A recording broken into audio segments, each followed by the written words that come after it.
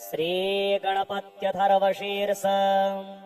हरिः ओम् नमस्ते गणपतये। त्वमेव प्रत्यक्षं तत्त्वमसि, त्वमेव केवलं कर्तासि, त्वमेव केवलं धर्तासि, त्वमेव केवलं हरतासि, त्वमेव सर्वं खल्विदं ब्रह्मासि। त्वं साक्षादात्मासि नित्यं ऋतं वच्मि सत्यं वच्मि। अवत्वं माम् अववक्तारम् अवश्रोतारम् अवदातारम् अवधातारम् अवानोचानमवशिष्यम् अवपश्चात्तात्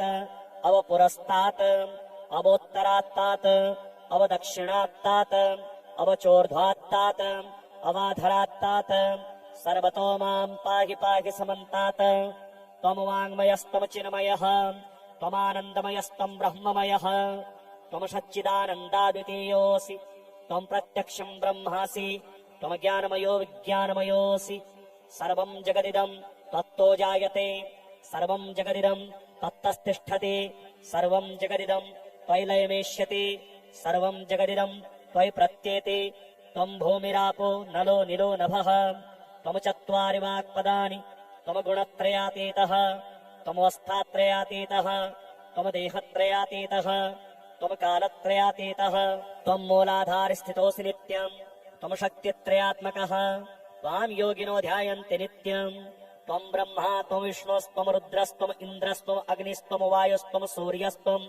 चन्द्रमास्त्वम् ब्रह्म भूर्भुवः स्वरोम। गणादिम् पूर्वमुच्चार्य वर्णादिम् तदनन्तरम् अनुस्वारः परतरः अर्धेन्दुलसितम् तारेण रिद्धम् एतत्तवमनुस्वरूपम्। दकारः पूर्वरूपम्, अकारो मध्यमरूपम्, अनुस्वारश्चान्त्यरूपम्, बिन्दुरुत्तररूपम्, नादः सन्धानम्, संहिता सन्धिः, शेषा गणेशविद्या गणकऋषिः, निश्चित गायत्री छन्दः, गणपतिर्देवता। ओम् गं गणपतये नमः।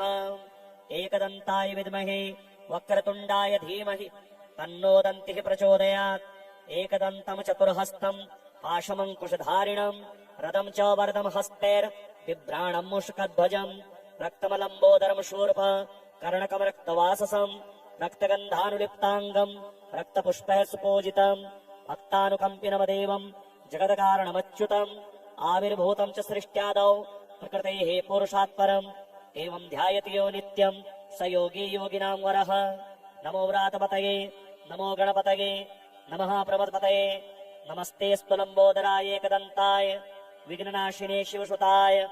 श्रीवरदमूर्तये नमो नमः। श्रीविष्णुस्तोत्र। ओम् नमो वासुदेवाय नमः सङ्कर्षणाय च प्रद्युम्नाय निरुद्धाय नमो नारायणाय च। नमोऽस्तु बहुरूपाय विश्वरूपाय वेधसे निर्गुणाय त्रयक्कर्याय शुचये शुक्लकर्मणे। ओम् नमः पद्मनाभाय पद्मगर्भोद्भवाय च नमोऽस्तु पद्मवर्णाय पद्महस्ताय ते नमः। ओम् नमः पुष्कराक्षाय सहस्राक्षाय मेढुसे नमः सहस्रपादाय सहस्रभुजमन्यवे। ओम् नमोऽस्तु वराहाय वरदाय सुमेधसे वरिष्ठाय वरेण्याय शरण्याय अच्युताय च। ओम् नमो बालरूपाय बालपद्मप्रभाय च बालार्कः सोमनेत्राय मुञ्जकेशाय धीमते। केशवाय नमो नित्यम् नमो नारायणाय च माधवाय वरिष्ठाय गोविन्दाय नमो नमः। ओम् नमो विष्णवे नित्यम् देवाय वसुरेतसे मधुसूदनाय नमः शुद्धायांशुधराय च नमोऽनन्ताय सूक्ष्माय नमः श्रीवत्सधारिणे त्रिविक्रमाय च नमो दिव्यपीताम्बराय च सृष्टिकर्त्रे नमस्तुभ्यम् गोप्त्रे धात्रे नमो नमः। नमोऽस्तु गुणभूताय निर्गुणाय नमो नमः। नमो वामनरूपाय नमो वामनकर्मणे नमो वामननेत्राय नमो वामनवाहिने नमो रम्याय पूज्याय नमस्तव्यक्तरूपिणे अप्रतर्क्याय शुद्धाय नमो भयहराय च संसारार्णव प्रोताय प्रशान्ताय स्वरूपिणे शिवाय सौम्यरूपाय रुद्रायोत्तारणाय च भवभङ्कृते चैव भवभोगप्रदाय च भवसङ्गातरूपाय भवसृष्टिकृते नमः। ओम् नमो दिव्यरूपाय सोमाग्निष्वतिसदाय च सोमसूर्यान्शुकेशाय गोब्राह्मणहिताय च ओम् नमो ऋक्ष्वरूपाय परक्रमस्वरूपिणे ऋक्सुताय नमस्तुभ्यं नमो ऋक्सधनाय च ॐ नमो यजुषां धात्रे यजुरूपाधराय च यजुर्याज्याय जुष्टाय यजुषां पतये नमः ॐ नमः श्रीपते देव श्रीधराय वराय च श्रीहकान्ताय दान्ताय योगिचिन्त्याय योगिनी ॐ नमः सामरूपाय सामध्वनिवराय च ॐ नमः सोमसौम्याय सामयोगविदे नमः साम्ने च सामगीताय ॐ नमः सामधारिणे सामयज्ञविदे चैव नमः सामकराय च नमस्त्वथर्षिरसे नमोऽर्थर्वस्वरूपिणे नमोऽस्त्वर्थपादाय नमोऽथर्वकराय च ॐ नमो वज्रशीर्षाय मधुकैटवघातिने महोदधिजलस्थाय वेदाहरणकारिणे नमो दीप्तस्वरूपाय वृषिकेशाय वै नमः नमो भगवते तुभ्यं वासुदेवाय ते नमः नारायण नमस्तुभ्यं नमो लोकहिताय च ॐ नमो मोहनाशाय भवभङ्कराय च गतिप्रदाय च नमो नमो बन्धहराय च त्रिलोक्यतेजसां कर्त्रे नमस्तेजः स्वरूपिणे योगीश्वराय शुद्धाय रामायोत्तरणाय च सुखाय सुखनेत्राय नमः सुकृतधारिणे वासुदेवाय वन्द्याय वामदेवाय वै नमः देहिनां देहकर्त्रे च भेदभङ्कराय च देवेर्वान्दितदेहाय नमस्ते दिव्यमौलिने नमो वासनिवासाय वासव्यवहराय च ॐ नमो वसुकर्त्रे च वसुवासप्रदाय च नमो यज्ञस्वरूपाय यज्ञेशाय च योगिने यतियोगकरेशाय नमो यज्ञाङ्गधारिणे सङ्कर्षणाय च नमः प्रलम्बाममथनाय च मेघघोषोत्तीर्ण वेगलाङ्गलधारिणे नमोऽस्तु ज्ञानिनां ज्ञान नारायणपरायण नमेस्ते त्वामृते बन्धुर नरोक्तोत्तरणे प्रभो अतस्त्वां सर्वभावेन प्रणतो न ततःसल मलमयतकायजमुवापि मानसमचैव केशव न तस्यान्त्योऽस्ति देवेश शालकस्त्वामृतिच्युत संसर्गाणि समस्तानि विहाय त्वामुपस्थितः सङ्गो मेस्तु त्वया सार्धमात्मलाया भाग्य केशव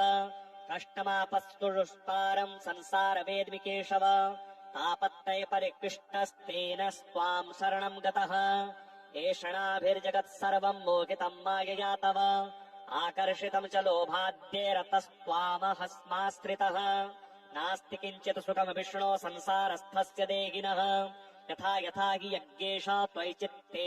प्रवर्तते तथा फलविहीनं तु सुखमात्यन्तिकं लभेत् नष्टो विवेकशून्योऽस्मि दृश्यते जगदातुरम् गोविन्द त्राहि संसारान् मुमुद्धर्तुं त्वमर्हसि मग्नस्य मोहसलिले निरुत्तारे भवार्णवे उद्धर्ता पुण्डरीकाक्ष्य त्वामृतन्यो न विद्यते श्रीनारायण स्तोत्रम् नमोऽनन्तस्वरूपाय नमो धर्मधराय च नमः स्थूलस्वरूपाय नमः सूक्ष्मस्वरूपिणे नमोऽन्वयस्वरूपाय सर्वान्तर्यामिणे नमः नमोऽक्षरस्वरूपाय नमो मुक्तात्मकायते नमो व्यूहस्वरूपाय नमः कालस्वरूपिणे नमः कृष्णादिरूपाय नमो हिरण्मयाय च नमो वैराजरूपाय नमो गोलोकवासिने नमो वैकुण्ठवासाय नमो व्यासकृतावर्तिने नमो देवाय शान्ताय सूक्ष्मतत्त्वान्तरात्मने नमः कार्यस्वरूपाय नमः कारणरूपिणे नमो नारीस्वरूपाय नमो बीजप्रदायिने नमः पृथुस्वरूपाय नमः सलिलशायिने नमो ज्ञर्कस्वरूपाय नमो यज्ञमयाय च कृपां कुरु कृपानाथ जलात् सौल्यं विभावय श्रीहरिस्तोत्रम् नमस्ते जगद्व्यक्तरूप कारण कारण प्रधान पुरुषातीत स्थित्युत्पत्तिलयात्मक जगन्नियोजन पर स्वाहा भोगधरोत्तम जगदानन्दनन्दात्मन भगवन् जगदीश्वर नियोजको नियोज्यश्च बिभ्राजन विष्णुरव्ययः नमस्तुभ्यं जगद्धातस्त्रिलोकालय विश्वकृत यः पालयति नित्यानि स्थापयत्येव तत्परः तम त्वां नियमरूपेण नमामि जगदीश्वर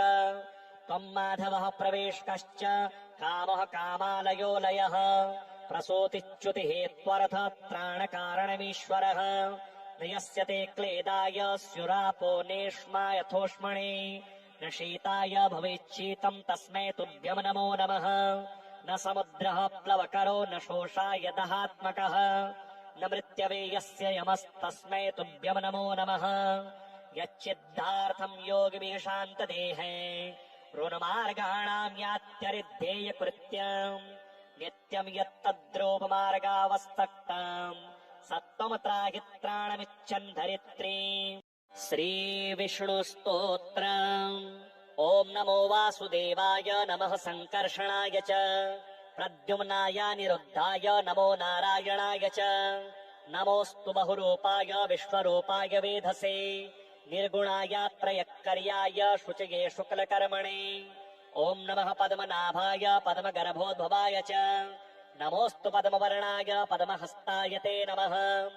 ॐ नमः पुष्कराक्षाय सहस्राक्षाय मेढुसे नमः सहस्रपादाय सहस्रभुजमन्यवे ॐ नमोऽस्तु वराहाय वरदाय सुमेधसे वरिष्ठाय वरेण्याय शरण्याय अच्युताय च ॐ नमो बालरूपाय बालपद्मप्रभाय च बालार्कः सोमनेत्राय मुञ्जकेशाय धीमते केशवाय नमो नित्यं नमो नारायणाय च माधवाय वरिष्ठाय गोविन्दाय नमो नमः ॐ नमो विष्णवे नित्यमदेवाय वसुरेतसे मधुसूदनाय नमः शुद्धायांशुधराय च नमोऽनन्ताय सूक्ष्माय नमः श्रीवत्सधारिणे त्रिविक्रमाय च नमो दिव्यपीताम्बराय च सृष्टिकर्त्रे नमस्तुभ्यं गोप्त्रे धात्रे नमो नमः नमोऽस्तु गुणभूताय निर्गुणाय नमो नमः नमो वामनरूपाय नमो वामनकर्मणे नमो वामननेत्राय नमो वामनवाहिने नमो रम्याय पूज्याय नमस्तव्यक्तरूपिणे अप्ततर्क्याय शुद्धाय नमो भयहराय च संसारार्णव प्रोताय प्रशान्ताय स्वरूपिणे शिवाय सौम्यरूपाय रुद्रायोत्तारणाय च भवभङ्कृते चैव भवभोगप्रदाय च भवसङ्गातरूपाय भवसृष्टिकृते नमः ॐ नमो दिव्यरूपाय सोमाग्निष्वतिसदाय च सोमसूर्यांशुकेशाय गोब्राह्मणहिताय च ॐ नमो ऋक्स्वरूपाय परक्रमस्वरूपिणे ऋक्सुताय नमस्तुभ्यं नमो ऋक्सधनाय च ॐ नमो यजुषां धात्रे यजुरूपाधराय च यजुर्याज्याय जुष्टाय यजुषां पतये नमः ॐ नमः श्रीपते देव श्रीधराय वराय च श्रीहकान्ताय दान्ताय योगिचिन्त्याय योगिने ॐ नमः सामरूपाय सामध्वनिवराय च ॐ नमः सोमसौम्याय सामयोगविदे नमः साम्ने च सामगीताय ॐ नमः सामधारिणे सामयज्ञविदे चैव नमः सामकराय च नमस्त्वथर्षिरसे नमोऽर्थर्वस्वरूपिणे नमोऽस्त्वर्थपादाय नमोऽथर्वकराय च ॐ नमो वज्रशीर्षाय मधुकैटवघातिने महोदधिजलस्थाय वेदाहरणकारिणे नमो दीप्तस्वरूपाय वृषिकेशाय वै नमः नमो भगवते तुभ्यं वासुदेवाय ते नमः नारायण नमस्तुभ्यं नमो लोकहिताय च ॐ नमो मोहनाशाय भवभङ्कराय च गतिप्रदाय च नमो नमो बन्धहराय च त्रिलोक्यतेजसां कर्त्रे नमस्तेजः स्वरूपिणे योगीश्वराय शुद्धाय रामायोत्तरणाय च सुखाय सुखनेत्राय नमः सुकृतधारिणे वासुदेवाय वन्द्याय वामदेवाय वै नमः देहिनां देहकर्त्रे च भेदभङ्कराय च देवेर्वान्दितदेहाय नमस्ते दिव्यमौलिने नमो वासनिवासाय वासव्यवहराय च ॐ नमो वसुकर्त्रे च वसुवासप्रदाय च नमो यज्ञस्वरूपाय यज्ञेशाय च योगिने यतियोगकरेशाय नमो यज्ञाङ्गधारिणे सङ्कर्षणाय च नमः प्रलम्बामपथनाय च मेघघोषोत्तीर्ण वेगलाङ्गलधारिणे नमोऽस्तु ज्ञानिनां ज्ञान नारायणपरायण नमेस्ते त्वामृते बन्धुर नरोक्तोत्तरणे प्रभो अतस्त्वां सर्वभावेन प्रणतो न तत्सल मलमयतकायजमुवापि मानसमचैव केशव न तस्यान्त्योऽस्ति देवेश शालकस्त्वामृतिच्युत संसर्गाणि समस्तानि विहाय त्वामुपस्थितः सङ्घो मेस्तु त्वया सार्धमात्मलायाभाय केशव कष्टमापस्तुष्पारम् संसारवेद्मि केशव तापत्तै परिकृष्टस्तेन स्वाम् शरणम् गतः एषणाभिर्जगत् सर्वम् मोहितम् मायया तव आकर्षितम् च लोभाद्यैरतस्त्वामहस्माश्रितः नास्ति किञ्चित् सुखम् विष्णो संसारस्थस्य देहिनः यथा यथा हि यज्ञेश त्वयि चित्ते प्रवर्तते तथा फलविहीनं तु सुखमात्यन्तिकं लभेत् नष्टो विवेकशून्योऽस्मि दृश्यते जगदातुरम् गोविन्द त्राहि संसारान् मुमुद्धर्तुं त्वमर्हसि मग्नस्य मोहसलिले निरुत्तारे भवार्णवे उद्धर्ता पुण्डरीकाक्ष्य त्वामृतन्यो न विद्यते श्रीनारायण स्तोत्रम् नमोऽनन्तस्वरूपाय नमो धर्मधराय च नमः स्थूलस्वरूपाय नमः सूक्ष्मस्वरूपिणे नमोऽन्वयस्वरूपाय सर्वान्तर्यामिणे नमः नमोऽक्षरस्वरूपाय नमो मुक्तात्मकायते नमो व्यूहस्वरूपाय नमः कालस्वरूपिणे नमः कृष्णादिरूपाय नमो हिरण्मयाय च नमो वैराजरूपाय नमो गोलोकवासिने नमो वैकुण्ठवासाय नमो व्यासकृतवर्तिने नमो देवाय शान्ताय सूक्ष्मतत्त्वान्तरात्मने नमः कार्यस्वरूपाय नमः कारणरूपिणे नमो नारीस्वरूपाय नमो बीजप्रदायिने नमः पृथुस्वरूपाय नमः सलिलशायिने नमो ज्ञर्कस्वरूपाय नमो यज्ञमयाय च कृपां कुरु कृपानाथ जलात् सौल्यं विभावय श्रीहरिस्तोत्रम् नमस्ते जगद्व्यक्तरूप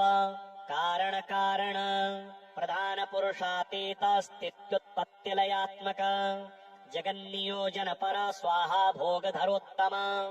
जगदानन्दनन्दात्मन भगवन् जगदीश्वर नियोजको नियोज्यश्च बिभ्राजन विष्णुरव्ययः नमस्तुभ्यं जगद्धातस्त्रिलोकालय विश्वकृत यः पालयति नित्यानि स्थापयत्येव तत्परः तम त्वां नियमरूपेण नमामि जगदीश्वर त्वं माधवः प्रवेशकश्च कामः कामालयो लयः प्रसूतिच्युतिहेत्वर्थ त्राणकारणमीश्वरः नयस्यते क्लेदाय स्युरापो नेष्मा यथोष्मणे न शीताय भवेच्छीतं तस्मै तुभ्यं नमो नमः न समुद्रः प्लवकरो न शोषाय दहात्मकः न मृत्यवे यस्य यमस्तस्मै तुभ्यं नमो नमः यच्चिद्धार्थं योगिभिः शान्तदेहे ऋणमार्गाणां यात्यरिद्धेयकृत्यम् नित्यं यत्तद्रूपमार्गावस्तक्तम् सत्त्वं त्राहि त्राणमिच्छन् धरित्री